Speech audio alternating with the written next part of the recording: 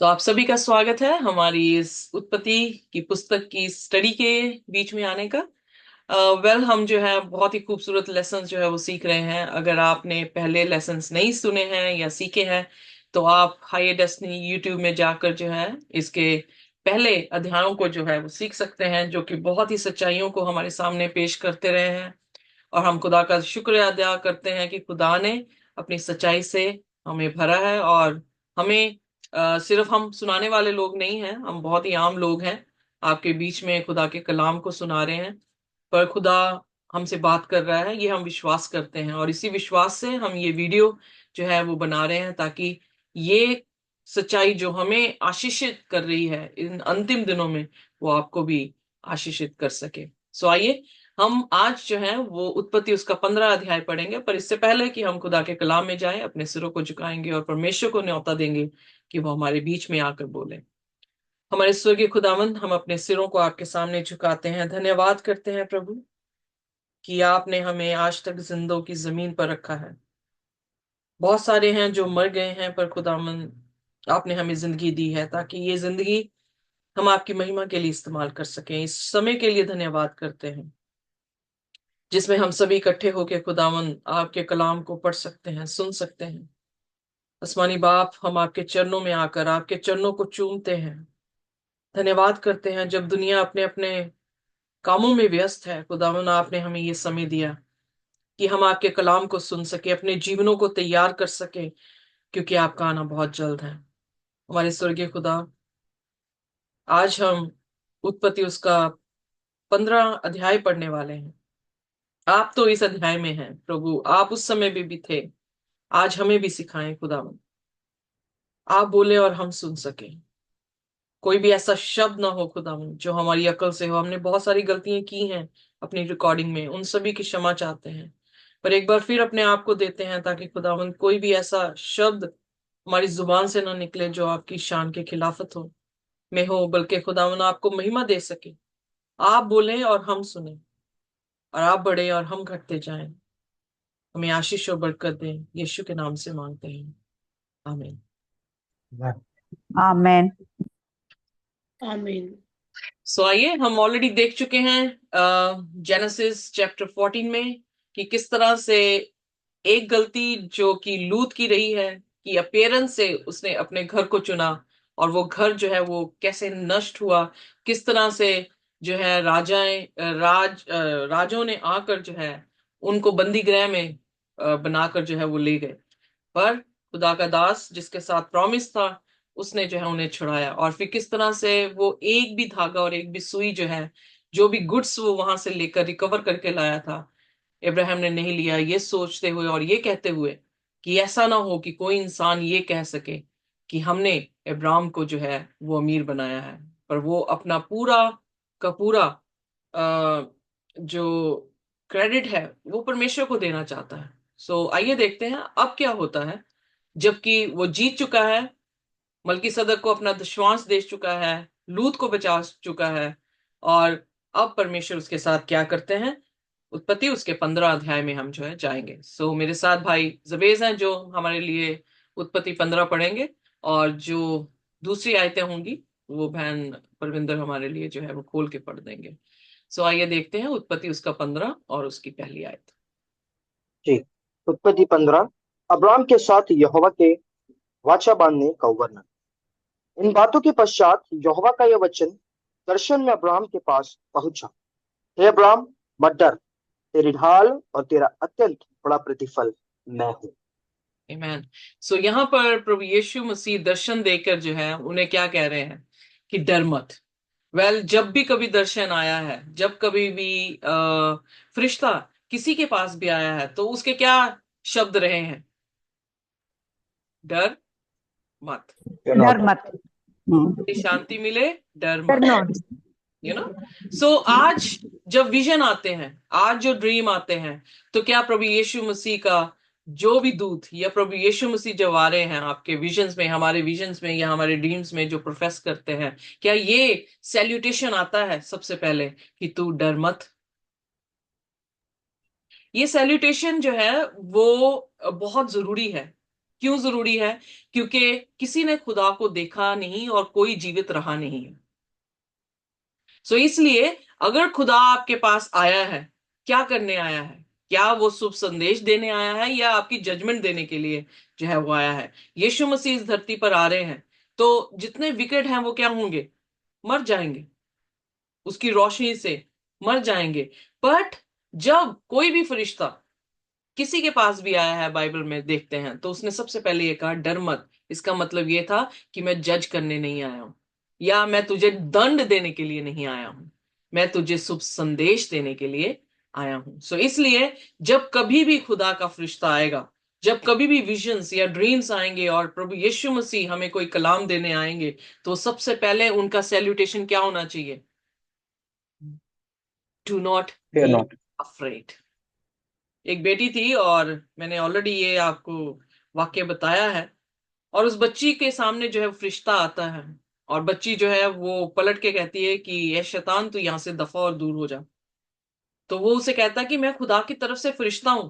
उसने फिर उसे यीशु के नाम से जो है वो डांटा और कहा कि यहां से दफा और दूर हो जा।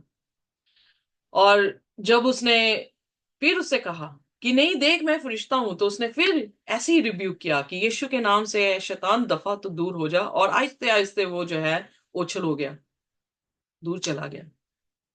जब उसके अजीजों ने उससे पूछा कि तुझे कैसे मालूम पड़ा कि वो खुदा का फरिश्ता नहीं था, वो शैतान था, तो उसने एक चीज कही कि बाइबल में जब कभी भी फरिश्ता आया है उसने सबसे पहले सलाम कहा है और उसके बाद कहा है कि डू नॉट बी अफ्रेड, डरो मत। बट Praise इस God. ने मुझे ये सल्यूटेशन नहीं दिया। माय फ्रेंड्स, खुदा का वचन हमारी गाइड है। अगर ये चीजें हमारे साथ नहीं हो रही जैसे बाइबल में हर एक के साथ हुई हैं, तो फिर यकीनन वो चीज खुदा की तरफ से नहीं है। सो बी वॉचफुल, हमेशा ध्यान रखें, रिब्यूक करें, खुदा से कहें कि रिब्यूक कर दें इन सभी चीजों का जो तेरी तरफ से नहीं है। क्योंकि अंत के दिनों में वो इलेक्ट्स को भी भरमाने के लिए अलग अलग से चिन्ह जो है वो करेगा। पर कैसे हमें पता लगेगा कि ये चिन्ह खुदा की तरफ से है, खुदा की तरफ से नहीं है? क्योंकि कलाम में जैसा लिखा है, अगर वो वैसा नहीं है तो तब हम जानेंगे कि हम डिसीव हो रहे हैं। सो यहां पर पहली चीज हमें देखने को मिलती है, खुदा खुद आकर विजन में, रोया में आते हैं और उससे क्या कहते हैं? अब्राम, डर मत, I am your shield. I am your shield क्यों बोला यहाँ पे? क्या करके आया था वो? लड़ाई करके आया था। अब जिनको लड़के आया था वो क्या पलट के उसे आके मारेंगे? नहीं मारेंगे। तो खुदा क्या कह रहा है? Don't worry Abraham, I am your shield, मैं तुझे बचाने वाला हूं। Your reward shall be very great. तेरा जो है रिवॉर्ड बहुत बड़ा होगा। कैसे? क्योंकि खुदा की इज्जत को बढ़ा दिया उसने, खुदा को महिमा दे दी उसने। किस तरह से? अपने शब्दों से, जब उसने कहा कि कोई ऐसा ना कह दे कि इब्राहिम को हमने अमीर किया है। वो एक भी चीज अपने करेक्टर में लेकर नहीं आना चाह रहा था जिससे परमेश्वर की महिमा जो है वो रुक जाए। तो खुदा ने जब आकर ये सारी चीजें देखी तो खुदा ने दर्शन दिया। जब हम खुदा को महिमा देते हैं तो खुदा का दिल जो है वो हमारे साथ आकर खड़ा हो जाता है और अपनी भेद की बातें जो है वो क्या करने लग जाता है? बताने लग जाता है। हमारी रिलेशनशिप में भी जब कॉन्फिडेंस हमारी बातों में एक दूसरे के प्रति आता है तो हम अपने घर की, मतलब अपने दिल की भेद की बातें भी जो है वो क्या करते हैं? बता देते हैं। एग्जैक्टली वैसा ही रिलेशनशिप खुदा के साथ हमारा होना चाहिए कि खुदा हमें भेद की बातें आकर जो है वो सिखाना शुरू कर दे। कहता डर मत, मैं तेरी ढाल हूं और तेरा रिवॉर्ड जो है वो बहुत बड़ा होगा। अब रिवॉर्ड क्या होगा? अब्राहम कहता रिवॉर्ड, जीसस पापा reward, you talking about reward? आइए देखिए दूसरे में उसने जो है प्रभु परमेश्वर से कुछ कहा। ठीक। अब्राम ने कहा, हे प्रभु यहोवा, मैं तो निर्वंश हूँ और मेरे घर का वारिस यह दशमकवासी एलियाजर होगा। अत तू मुझे क्या देगा? यहाँ पर जो है टूटा हुआ एक पति दिखाई दे रहा है, टूटा हुआ एक इंसान दिखाई दे रहा है, कि जिसने जो है अपने दिल की बात परमेश्वर के सामने जो है वो रख दी। What will you give me for I continue childless? Question कर रहा है परमेश्वर को। जब निकला था तो खुदा ने कहा था मैं तुझे क्या दूंगा? जमीन दूंगा। निकल पड़ा जमीन के लिए, खुदा ने कहा मैं तुझे संतान दूंगा। खुदा ने कहा था तो वो करेगा। पर वो क्या कह रहा है यहाँ पे, what will you give me for I continue childless. और वो ये सोच रहा है कि डमास्कस का जो एलिएजर है, जो कि उसका असिस्टेंट था, उसके सर्वेंट्स का हेड था, क्योंकि उस समय में ये कल्चर था कि अगर बच्चा नहीं होता था तो जो आपका दास है, हेड दास है, उसको जो है जमीन जायदाद दी जाती थी। तो उसने कहा कि मुझे, वो ऐसा सोच रहा है। इनफैक्ट जब हम देखते हैं नूह के टाइम से पहले लोग जो थे, या जितने भी पैट्रियर्क्स आए थे, उन्होंने 500-500 साल के टाइम पर जो है वो बच्चे पैदा किए थे। यहां पर अभी वो 100 साल का भी नहीं हुआ, पर कैसे उसकी आशा टूटी हुई है कि परमेश्वर तू मुझे कैसे दे सकता है, मैं तो आज तक क्या हूं, चाइल्डलेस हूं। और मेरी जो आगे की जो हेरिटेज है वो तो इलियाजर को चली जाएगी, मेरे दास को। सो यहां पर जीत कर आ गया।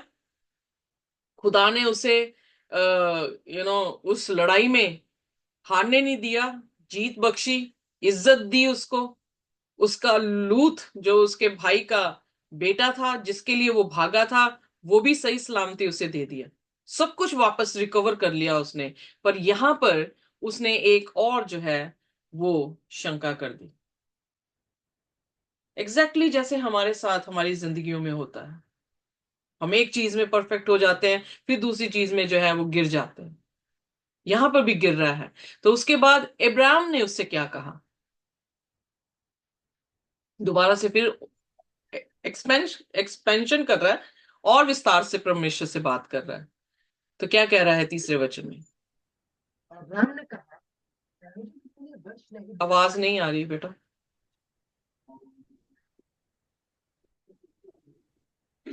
हाँ, नाउ क्लियर।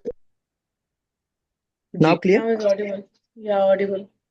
और अब्राहम ने कहा, मुझे तो तूने वंश नहीं दिया, और क्या देखता हूं कि मेरे घर में उत्पन्न हुआ एक जन मेरा वारिस होगा।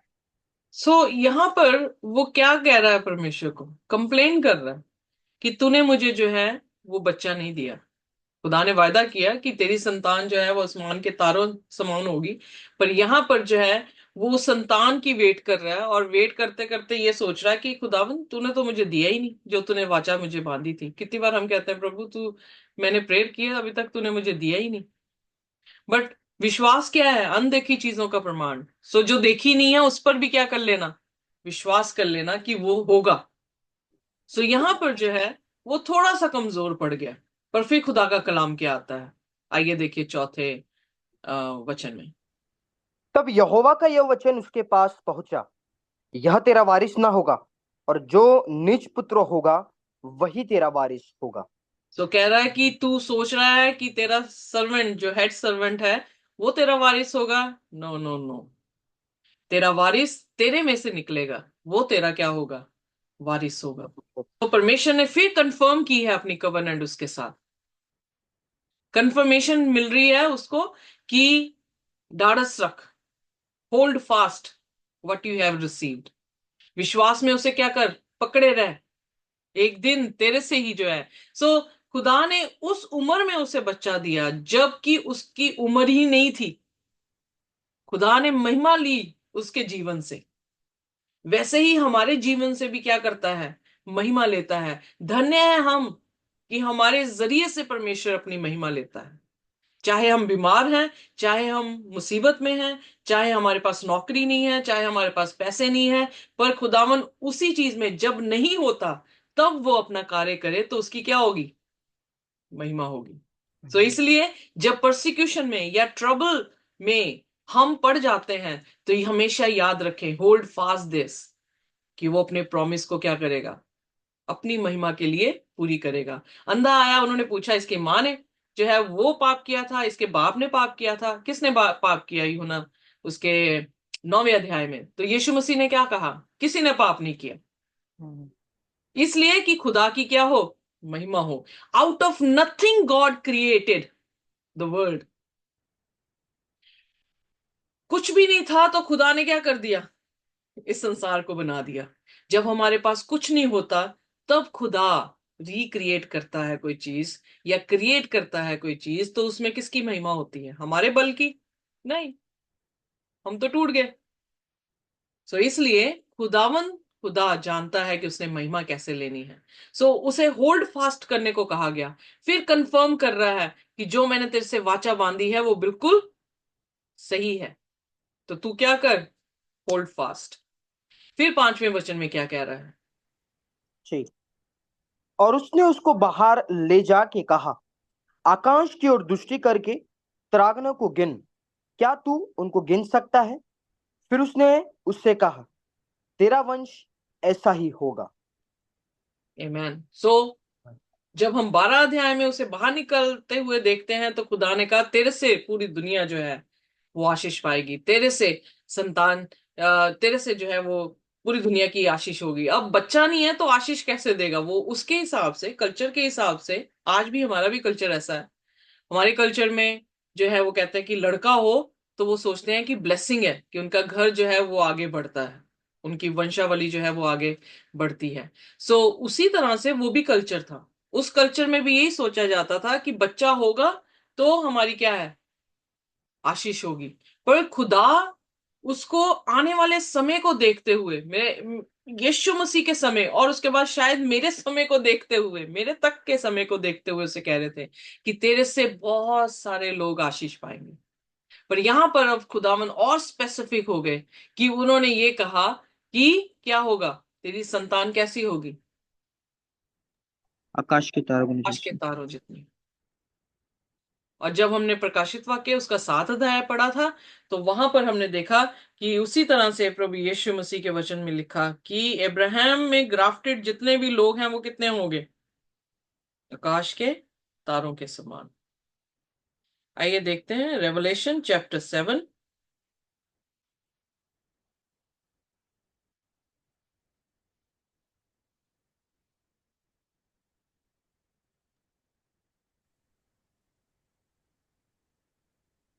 चैप्टर 7। जी, एंड 9th वर्स। इसके बाद मैंने दृष्टि की और देखो, हर एक जाति और कुल और लोग और भाषा में से एक ऐसी बड़ी भीड़ जिसे कोई गिन नहीं सकता था, श्वेत वस्त्र पहने और अपने हाथों में खजूर की डालियां लिए हुए सिंहासन के सामने और मेमने के सामने खड़ी हैं। आमेन। सो अब जो यूहन्ना रेवलेटर देख रहा है, यानी 4000 के बाद, 4000 साल के बाद, लगभग 4000 साल के बाद जो है यूहन्ना जब रेवलेशन को देख रहा है तो उसने क्या देखा? एग्जैक्टली वही जो अब्राहम से परमेश्वर कह रहा था कि कितनी होंगी तेरी संतान। जितनों ने मसीह पर विश्वास किया वो किसकी संतान बने? अब्राहम की। तो अब्राहम की संतान कितनी दिखी उसे वहां पर? अनगिनत। हर भाषा, हर कुल, हर हर तो इसका मतलब पूरी दुनिया में से, खुदा ने क्या कहा था? पूरी दुनिया तेरे में से आशीष पाएगी। तो पूरी दुनिया में से उसके बच्चे जो हैं वो क्या देखें? मेमने के सिंहासन के सामने। तो खुदा ने जो उसके साथ वादा किया था, वो वायदा सिर्फ अगले दिन तक नहीं था, वो वायदा था सनातन का। वो वायदा था जब तक यीशु मसीह दोबारा नहीं आ जाते। और खुदा ने अपना वायदा जो है वो पूरा किया। आज हमारे टाइम में हम देखते हैं 6000 साल के बाद या 6000 साल में हम देखते हैं कि खुदा ने वो काम किया है। कितने लोग जो है, बिलियंस जो हैं वो क्रिश्चियन हैं। क्यों क्रिश्चियन है?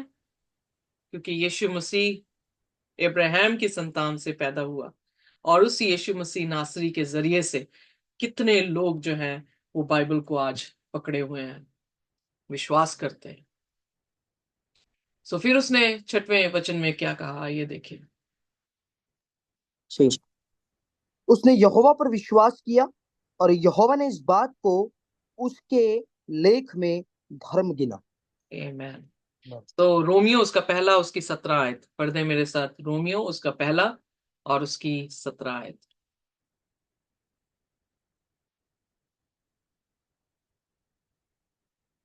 जी। क्योंकि उसमें परमेश्वर की धार्मिकता विश्वास से और विश्वास के लिए प्रकट होती है, जैसे लिखा है, विश्वास से धर्मी जीवित रहेगा। मैन सो यहाँ पर उसने क्या किया, जो परमेश्वर ने उससे कहा उस पर उसने विश्वास कर ली। और खुदा ने उससे क्या क्या कहा कि यू आर राइचस, तुम धर्मी ठहरे। सो जस्टिफिकेशन, फिर दोबारा से याद कराऊंगी, सेंचुरी में कोर्टयार्ड मिनिस्ट्री क्या है, जस्टिफिकेशन की है। जैसा वो था, जैसे उसकी कंप्लेंट्स थी, जो भी जिस तरह से भी था, वो जैसे ही यीशु मसीह के पास आया उसने विश्वास किया और वो क्या ठहराया गया, धर्मी ठहराया गया। उसी तरह से आज हमारे साथ है। हम जब मसीह यीशु पर विश्वास करते हैं और बपतिस्मा लेते हैं तो हम क्या ठहराए जाते हैं, हम धर्मी ठहराए जाते हैं। सो इसलिए फिर उसके बाद 7वां वचन, ठीक। उत्पत्ति 15 उसका 7। जी। तब उसने उससे कहा, मैं वही यहोवा हूँ जो तुझे कसदियों के ऊर नगर से बाहर ले आया कि तुझको इस देश का अधिकार दूं।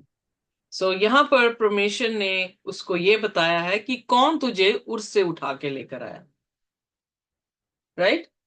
अगर हम एक्सोडस निर्गमन उसका 20 अध्याय और उसकी पहली आयत को पढ़ते हैं तो निर्गमन जो है वो मूसा इजरायलियों को क्या कर रहा है, मिस्र से बाहर लेकर आ रहा है। पर वहां पर भी क्या कह रहा है परमेश्वर, निर्गमन उसका 20 अध्याय और उसकी पहली आयत।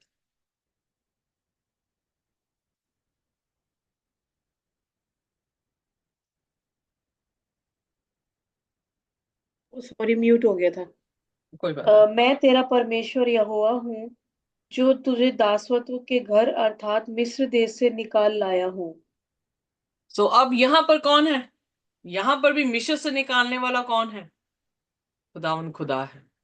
सो जब हमें मिस्र से, हमें बाबुल से, हमें स्पिरिचुअल बाबुल से या स्पिरिचुअल मिस्र से निकाल कर परमेश्वर लेकर आ रहा है बाहर, तो फिर कैसे हो सकता है कि हम किसी और को क्रेडिट दे दे, कैसे हो सकता है कि उसकी महिमा किसी और को दे दी जाए और उसे छोड़कर हम किसी और को पूजने लग जाएं। सो यहां पर उसे फिर दोबारा से कंफर्म कर रहा है कि इट इज मी, मैं हूं जो तुझे कहां से लेकर आया हूं, उर से लेकर आया हूं, और ये इस जमीन पे लेकर आया हूं जिस जमीन का तू वारिस होगा। सो इसलिए क्या करना है आगे 8वें वचन में। उसने कहा, हे प्रभु यहोवा, मैं कैसे जानूं कि मैं इसका अधिकारी हूंगा। यहोवा ने उससे कहा पढ़ मेरे दे। लिए यहोवा ने उससे कहा, मेरे लिए 3 वर्ष की एक कलोर और 3 वर्ष की एक बकरी और 3 वर्ष का एक मेढ़ा और एक पिंडूक और कबूतर का एक बच्चा ले। ओके, सो हमेशा खुदा ने मेमना कहा है साल का, पर यहां पर जो है वो हर चीज जो मंगवा रहे हैं वो 3 साल का, 3 साल का, 3 साल का जो है लिस्ट दे रहे हैं। शॉपिंग लिस्ट थी खुदा ने दी जो उसे ये लेकर आना, वो लेकर आना, ये लेकर आना, नहीं नहीं। नहीं ना। सो क्या था ये, खुदा ने, उसने कहा फिर मुझे कैसे पता लगेगा कि ये जमीन जो है वो मेरी होगी। कभी भी हम जमीन खरीदने जाएं तो क्या होता है, उसका क्या करवाना पड़ता है, रजिस्ट्री करानी पड़ती है। एग्रीमेंट। जी। हाँ, एफिडेविट, उसमें ट्रीटी होती है, जो बेच रहा है जो ले रहा है दोनों की, है ना। तो उसी तरह से अब वही हो रही है। आगे पढ़ दें, 10वां वचन। इन सबों को लेकर उसने बीच से 2 टुकड़े कर दिया और टुकड़ों को आमने सामने रखा, पर चिड़ियों को उसने टुकड़े नहीं किए। जब मांसाहारी पक्षी लोथों पर झपटे, तब अब्राहम ने उन्हें उड़ा दिया। पढ़िए आगे। जब सूर्य अस्त होने लगा तब अब्राहम को भारी नींद आई, और देखो, अत्यंत भय और महा अंधकार ने उसे छा लिया। हम्म। तब यहोवा ने अब्राहम से कहा, यह निश्चय जान कि तेरे वंश पराए देश में परदेशी होकर रहेंगे, और उस देश के लोगों के दास हो जाएंगे, और वे उनको 400 वर्ष तक दुख देंगे। हम्म। फिर जिस देश के वे दास होंगे उसको मैं दंड दूंगा, और उसके पश्चात वे बड़ा धन वहां से लेकर निकल आएंगे। हम्म। तू तो अपने पितरों में कुशल के साथ मिल जाएगा, तुझे पूरे बुढ़ापे में मिट्टी दी जाएगी। हम्म। पर वे चौथी पीढ़ी में यहाँ फिर आएंगे, क्योंकि अब तक एमोरियों का अधर्म पूरा नहीं हुआ है। ओके। और ऐसा हुआ कि जब सूर्य अस्त हो गया और घोर अंधकार छा गया, तब एक अंगठी जिसमें से धुआं उठता था और एक जलती हुई मशाल दिखाई दी, जो उन टुकड़ों के बीच में से होकर निकल गई। हम्म। इसी दिन यहोवा ने अब्राहम के साथ यह वाचा बांधी, मिस्र के महानाद से लेकर परात नामक बड़े नद तक जितना देश है, अर्थात केनियो, किंजियो, कदमोनियो, हितियो, परिजियो, रफाइयो, एमोरियो, कनानियो, गिरगिशियो और यबूसियों का देश मैं तेरे इब्यूसियों का देश मैंने तेरे वंश को दे दिया है। सो यहाँ पर जो है वो क्या हो रहा है, बहुत सारे लोग जो हैं वो कंफ्यूज होते हैं कि ये क्या परमेश्वर ने किया कि उसे लिस्ट दी। लिस्ट में जो है वो heifer 3 years old, फीमेल गोट 3 years old, RAM 3 years old, turtle और डव और यंग पिजन, इन जो जानवर थे उनके दो हिस्से कर दिए गए, और दो हिस्सों के दोनों को एक दूसरे के यानी साइड्स में जो है वो रख दिया गया। पर पिजन्स या टर्टल या डव को जो है वो नई दो हिस्सों में किया गया। सो जानवरों को जो है वो कर दिया गया। ये क्या क्या इसका अर्थ है? आइए देखिए यर्मिया और उसका 34 चैप्टर और उसकी 18 से 20 आयत, 20 आयत तक जो है हम पढ़ेंगे। Jeremiah 34 18 to 20। Ji,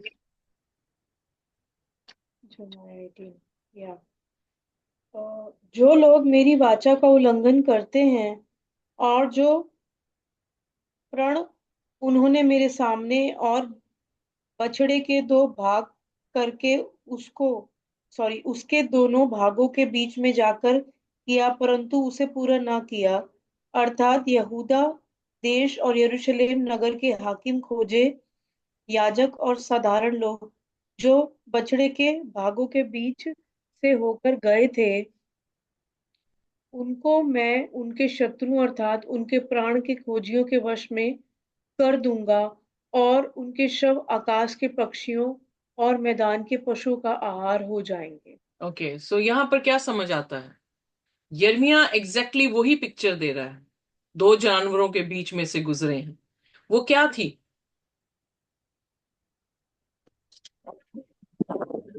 The term, covenant. terms of the covenant. Okay, तो जब उसने पूछा कि प्रभु how how am I know कि ये मैं पोजेस करूंगा, तो खुदा ने उसके साथ क्या बांधी? कवनेंट जो है वो बांधी, उसको रजिस्ट्री, दूसरे शब्दों में रजिस्ट्री जो है वो दी। रजिस्ट्री में उसने जो जानवर कहे थे उनको दो भागों में काट कर रखा जाता था, क्योंकि ये उस टाइम का कल्चर था। उस टाइम का कल्चर था कवनेंट बांधने का, तो परमेश्वर ने उनके कल्चर के अनुसार ही कवनेंट जो है इब्राहिम से बांधी, क्योंकि इब्राहिम तभी समझेगा अगर उसकी जुबान से वो समझाएगा। अगर फॉर एग्जाम्पल यीशु मसीह ने कल्चर था कि क्या बनानी चाहिए थी, कि जो अंगूरों का मैं जो है वो बनानी चाहिए थी, तो परमेश्वर ने जो है उसको उनके कल्चर के हिसाब से जो है उनको बनाया। अल्कोहलिक नहीं कह सकते, बट ये है कि उनको वही बना के दिया अंगूरों का सीरा। सो उसी तरह से परमेश्वर कल्चर की रिस्पेक्ट करता है, बट कल्चर्स उसके प्रिंसिपल के साथ क्लैश ना करते हों। पर ये यहाँ पर उसके प्रिंसिपल से के साथ क्लैश नहीं हो रहा था, क्योंकि ये उनकी भाषा के अनुसार खुदा ने जो है उनके साथ कवनेंट बांधी इब्राहिम के साथ। जब अब ध्यान से पढ़ेंगे यहां पर कि सूरज जो है वो नीचे जा रहा है और इब्राहिम क्या हो गया, कवनेंट बांधते टाइम क्या हो रहा है, सो गया। सो जैसे ही सोया वो, तो सोने पे खुदा विजन में उसे क्या बता रहा है कि तेरी संतान, क्योंकि उसने कहा कि ये जमीन तुझे दूंगा, तो वो कह रहा है कि कैसे पता लगेगा कि मेरी जमीन होगी। तो खुदा ने फिर उसे क्या दिखाया कि ये जमीन कैसे उसकी जो है वो बनेगी, उसके उसके जो डिसेंडेंट है उसके जरिए से ये जमीन जो है मैं उन्हें दूंगा। तो उसने आने वाली चीज को, खुदा ने जो है उसको पहले ही दिखा दिया। Are you getting me? जी। यस। या सो वो जैसे ही सोया तो विजन में ही खुदा आया होगा। तो विजन में खुदा ने उसे बताया कि 400 साल तक तेरे लोग जो हैं वो क्या होंगे, बंदी गृह में होंगे, पर उनको मैं वहां से छुड़ाकर इस जमीन पर लेकर आऊंगा और ये जमीन वो पोजेस करेंगे। तो इसलिए जो खुदा हमारे साथ प्रॉमिस करता है, वो प्रोमिसेस जो हैं वो यू नो ऐसे नहीं किसी झट हुश छुप छुप हो जाएंगे, नो। उसके प्रोमिसेस जो हम देखते हैं वो आने वाले समय में होते हैं। वो शायद उसके प्रोमिसेस हमारी अगली संतानों के बीच में जो है वो पूरा हो। यहां पर परमेश्वर ने जो है उसे दर्शन देके सारा कुछ समझा दिया कि किस तरह से ये सारी चीजें होंगी। फिर as for yourself you shall go to your ancestor in peace. कह रहा तेरा तेरा तो ये है कि तू क्या होगा, सो जाएगा। तो अपने बाप दादों के साथ पीसफुली जो है वो कब्र में चला जाएगा अपनी अच्छी एज में, उसके बारे में बता दिया। बट तेरी फोर्थ जनरेशन यानी 4 सेंचुरीज के बाद क्या होगा, ये जो एमोराइट्स अभी रह रहे हैं, ये जमीन जो है तेरे बच्चों की होगी। और यहां पर खास करके उसने कहा for iniquity of Amorites is not yet complete. खुदा उन्हें ऐसे बिना मतलब के वहां से नहीं उठाएगा, पर खुदा देख सकता था कि इनके पाप जो है वो बढ़ जाएंगे, तो जजमेंट जो है इन पे खुदा की आ जाएगी और फिर वो जमीन जो है उसके बच्चों को जो है वो देगा। देन 17वीं आयत, जब सूरज नीचे आ गया यानी डार्क हो गया, तो वहां पर उसे अंगीठी दिखी है, मिसाल दिखी है, जो क्या हो रही है उसमें से निकल रही है, वॉक कर रही है, वॉक थ्रू कर रही है। वो ये दिखाता था जब वो अ, जानवरों को ऐसे रख देते थे और जिनके साथ कवर्नेंट होती थी वो क्या करते थे, उसमें से पास होते थे। ये उनकी वाचा होती थी, उनकी कवर्नेंट होती थी। और इसीलिए वो कह रहा कि जब कोई भी पास होकर नहीं गुजरता तो वो क्या है, वही लहू जो जानवरों का बहा है, वही लहू उनका बहेगा। ये कवर्नेंट थी, ये एक तरह की क्या कह सकते हैं, कवर्नेंट वाचा। वो जो स्मोकिंग फायर पॉट है किसको दिखाती है, यीशु मसीह मिस्र में से जब लोग निकाल दिए गए इजरायली, तो खंबे, कौन सा खंबा था, ज्योति का खंबा यीशु मसीह दिख रहा था, यू नो। यीशु मसीह 7 दीवटों के बीच में चलता फिरता है, तो क्या है, कवर्नेंट रख रहा है अपनी। आई विद मी? So yes.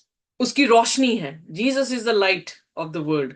जब वो टॉर्च को देख रहा है, बार बार बाइबल में जो है वो जिक्र आता है रोशनी का, जब जिक्र आता है तो हमें पता लगता है कि ये रोशनी जो है यीशु मसीह है, जो उसमें पास हुए हैं, जिन्होंने ये कहा है कि मैं ये वाचा तेरे से बांधता हूं। तो उसने प्रश्न पूछा कि कैसे पोजेस करूंगा, तो वाचा के साथ उसने जो है उस रजिस्ट्री को उसको दे दिया, पर साथ में ही उसको विजन दे दिया, उसे फ्यूचर भी दिखा दिया कि तेरी 4th जनरेशन आकर इसको इनहेरिट करेगी। फिर उसके बाद on that day the Lord made covenant, यहां पे फिर साफ हो गया। उस दिन क्या हुआ, जब वो वहां से गुजरा उन 2 पीसेस, बिटवीन द 2 पीसेस, जब उसमें से गुजरे हैं यीशु मसीह या खुदावंत, खुदा, क्योंकि ज्योति वहां से गुजरी है, तो वो ये थी कि खुदा ने उसके साथ क्या बना दी है, पक्की कवनेंट बना दी। फिर उसके बाद 18वीं आयत में, on that day Lord made a covenant with Abraham saying, to your descendant I give this land from the river of Egypt to the great river, the river Euphrates. So यानी बाबुल यहां पर है, मिस्र यहां पर है, तो बीच वाली सारी जमीन किसकी है? इजराइलियों की। ओके, सो खुदा ने जो है वो वाचा उसके साथ बांधी। और आज हम देख सकते हैं कि हमने बाइबल में भी देखा कि मूसा के जरिए उन्हें वहां लेकर आया। हमने ये भी देखा कि खुदा आज भी वो जमीन जो है उनको दे के रखी हुई है। So that's a beautiful chapter. And many people, बहुत सारे लोग जो है कंफ्यूज हो जाते हैं कि ये क्या था, पर ये उस समय की वाचा बांधने का तरीका था जो परमेश्वर ने दिया है। और यही चीज उसने रिमाइंड करवाई है यिर्मयाह के 34 चैप्टर में, कि मैं वहां से गुजरा, वो मेरी टर्म्स थे कवनेंट के। टर्म्स क्या है? कि तू मैं तुम्हारा परमेश्वर होऊंगा, तुम मेरे क्या हो? लोग होंगे। तो मैं तुम्हें क्या करूंगा? ये जमीन बख्शूंगा।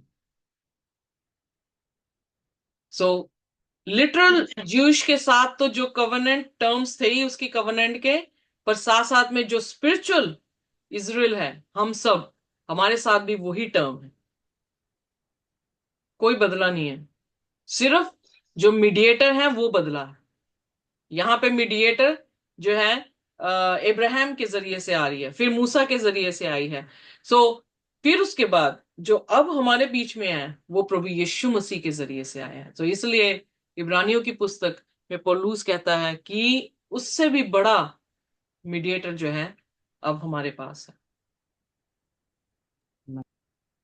So this is the covenant, old covenant, जो इब्राहिम से शुरू होती है। इसीलिए हम ग्राफ्टेड हो जाते हैं स्पिरिचुअली इब्राहिम से, कि जैसे परमेश्वर ने उसे कहा कि मैं मुल्के कनान दूंगा, उसी तरह से हमें भी आसमानी घरों का जो है वो उसने वारिस बनाने को कहा है। और सभी जो शुरुआत से धर्मी रहे हैं उन सभी की गिनती आसमान की बादशाहत में मेमने के तख्त के सामने जो है अनगिनत थी।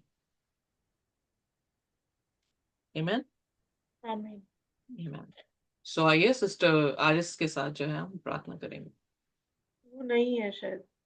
ओके, सिस्टर तारंग है? नहीं। ओके, चलिए फिर आप कर दें या जबेस कर दें। जाबिस आप कर दो। ओके, आइए हम प्रार्थना करें। खुदावंद बाप, आपका धन्यवाद हो। अब आज वो दिन है जो यहोवा ने बनाया, हम इसमें आनंदित हो, हम मिटने गए। खुदावंद बाप, क्योंकि यहोवा आपकी माँ को न का फल है, क्योंकि आपकी दया अमर है, प्रति भोर बने होते थे तीर से मान है। कि मेरे मन यहोवा को धनी कर, जो कुछ मुझ में वो उसके बदनाम को धनी, कि मेरे मन यहोवा को धनी कर, उसकी शिवकार को ना मिला। खुदा, आज जब हमने उत्पत्ति 15 पढ़ा खुदा, हम देखते हैं खुदा तो अपने वायदों का पक्का है। खुदा, जरूर अब्राहम ने पूछा, पर जो तूने वाचा बांधी थी, तेरा वचन कहता, जो वचन तेरे मुख से निकला है वो अपना कार्य करे बगैर वापस नहीं आएगा। खुदा, हम देखते जो संतान का वादा तूने किया था वंश का, खुदा हम देखते हैं वो वंश खुदावंद बाप उसकी ही ओर से, खुदा तेरी ओर से जो वंश खुदा अब्राहम के द्वारा ही खुदा उत्पन्न हुई, क्योंकि तो अपने वायदे का प्रॉमिस कीपर गॉड है। खुदा तू जिंदा खुदा, हम तेरी महिमा करते खुदावंद बाप। आज हम भी जब तुझसे खुदावंद बाप, जब तेरी उपस्थिति में समय बिताते हैं, तो अपनी वाचा को हमसे बांधता है खुदा। और खुदावंद बाप, जब तू अपनी वाचा को बांधता है तो जो तूने वाचा बांधी है कि तू हमें स्वर्ग की बादशाहत में ले जाएगा खुदा, जब हम उसमें स्थिर रहेंगे खुदा, हम जरूर उस वाचा को जो तूने हमसे बांधी है खुदा, इसका अनुभव लेंगे खुदा। खुदावंद बाप, हमें और सत्य के मार्ग में हम चले खुदा, हमारे अंदर ये विल आए खुदा कि हम इस देश, इस संसार, इस दुनियावी कामों से थोड़ा मन हटाकर खुदावंद बाप प्रभु की ओर आत्मिक मन्ना को ले खुदा। और यही है जो खुदा हमें अनंत काल की ओर ले जाएगा। खुदावंद बाप, जितनी रूह आई सबको ब्लेस कर खुदा, और जो भी इस वीडियो के द्वारा सुनता है, कोई भी डाउट कंफ्यूजन जो हमें नहीं आई खुदा, वो उनपे भी ना आए, क्योंकि खुदा जो आत्मा जो हमें सिखाता है वो भी आत्मा उन्हें ही सिखाएगा। हमारा मान है, हमारा विश्वास है खुदा। हमें बड़ा सिस्टर को ब्लेस कर। Thank you Lord for giving us very humble teacher खुदा। हम आपकी महिमा करते हैं खुदा, सारी महिमा आप ही के खुदा। और आप खुदा और उन्हें प्रकाशन से भरे खुदा, ताकि सारी बातों में आपकी महिमा, और जो भी परिश्रम ये एज ए टीम हम कर रहे हैं व्यर्थ ना जाए खुदा। खुदा हम जानते हैं तो सब बातों में मिलकर भलाई को उत्पन्न करेगा। हमें बड़ा तेरे राज्य के लिए चला, यीशु के नाम में, आमेन। Amen. Amen. Thank you very much. God bless. आमीन आमीन। खुदा की शांति और उसका अनुग्रह हमारे साथ उसके आने तक इसी तरह से बना रहे। Amen. आमीन।